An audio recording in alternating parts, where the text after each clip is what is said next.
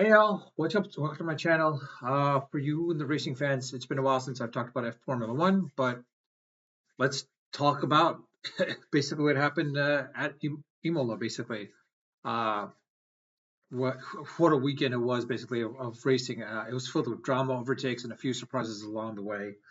Um, if you missed any of it, here's just a quick rundown. Basically, I don't have videos because if I show videos, YouTube will basically say copyright infringement. When in reality, it's not. But anyways, here's the point. It does change some stuff in the championship standings a little bit, but let's discuss it. Basically, early on in the race, and especially with the early laps of the race, basically, the race got underway with a clean start from the front. Max Verstappen on pole, of course, and it managed to hold his lead until the first corner. But the McLarens of Norris and Piastri were right on his tail, pretty much, and they were showing their intent early on. Quite honestly, we saw some exciting battles further down the field in the opening laps with basically, a great move by Hamilton on sides into Tamarilla or a brief lockup, let's say from Leclerc putting him under pressure. The atmosphere at Imola was like electric, and you could almost feel the tension a little bit as it was building with every lap. Um, Now, during the mid race, it's one of those things. Was as the race was like settling in, uh, strategy start to kick in at this point. It was definitely a crucial aspect. Strategy always plays a huge factor in every race, but this is one of those things where it actually played a huge factor. And we saw the pit stop window open around lap, I guess it was around maybe 26 or something like that, where teams were making 30 more than anything else, quite honestly, where teams were making tough decisions about tire compounds and timing.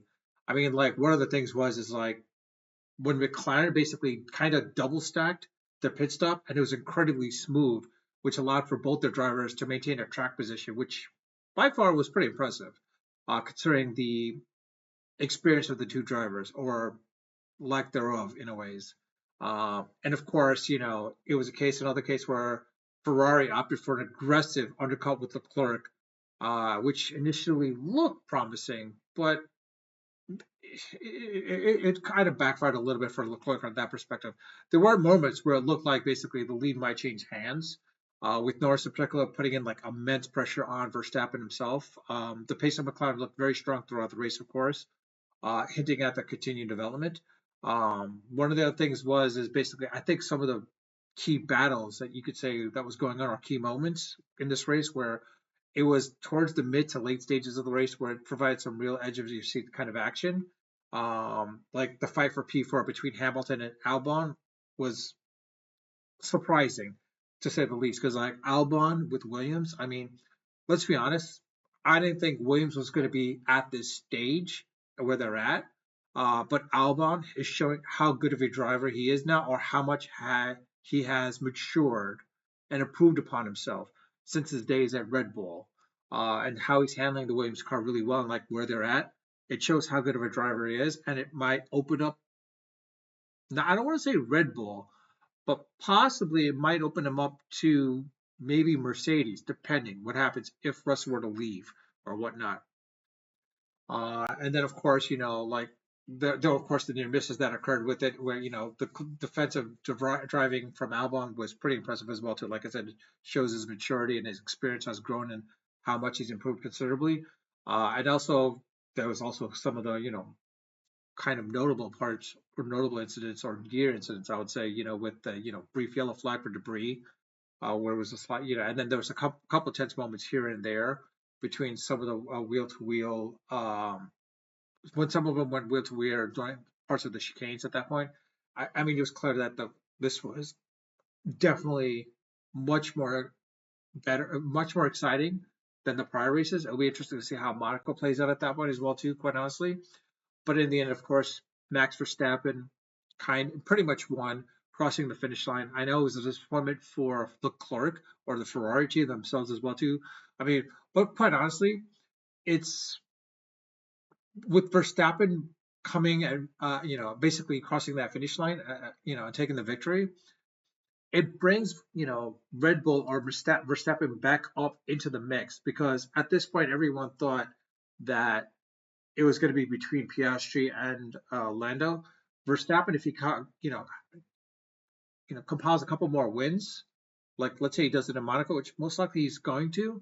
If he does it in Monaco, he gets back up there at that point, and then it's a real battle for first place, for the championship at that point between three drivers at that point, unless someone else comes out of nowhere, which I highly doubt. Um, but it's definitely a competitive race with the McLaren team itself, with the drivers themselves. I mean, Oscar Piastri rounded out the podium, of course, by finishing third, and then Lando Norris finishing second.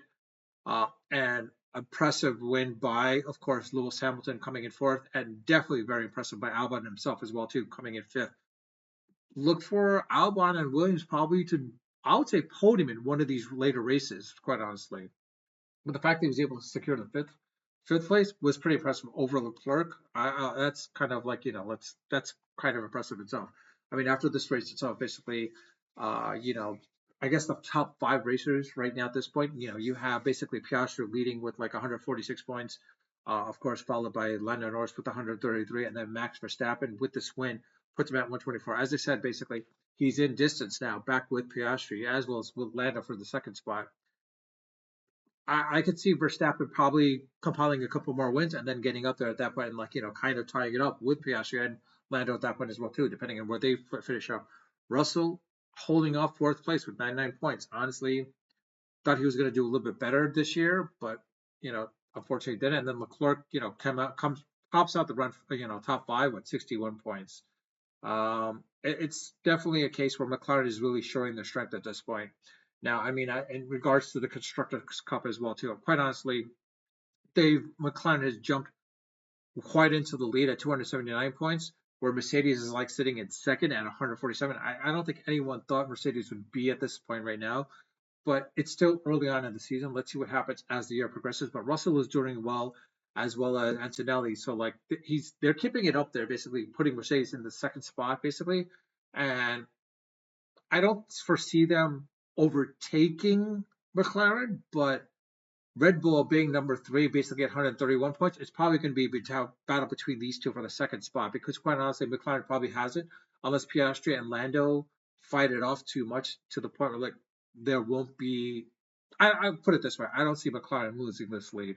The question is like for the number two spot, it's a matter with Red Bull with where Verstappen comes in with the other guy. I forgot his name now. The second driver. I mean, Larson. I don't think Larson's the guy just yet, and Horner's probably going to reevaluate it looks like and see how it works out from that perspective.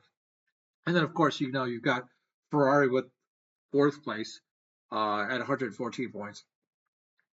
Depending how Leclerc drives and Hamilton drives for the next couple of races, they could come back up there into the kind of third to second spot at that point as well to battle for that second spot.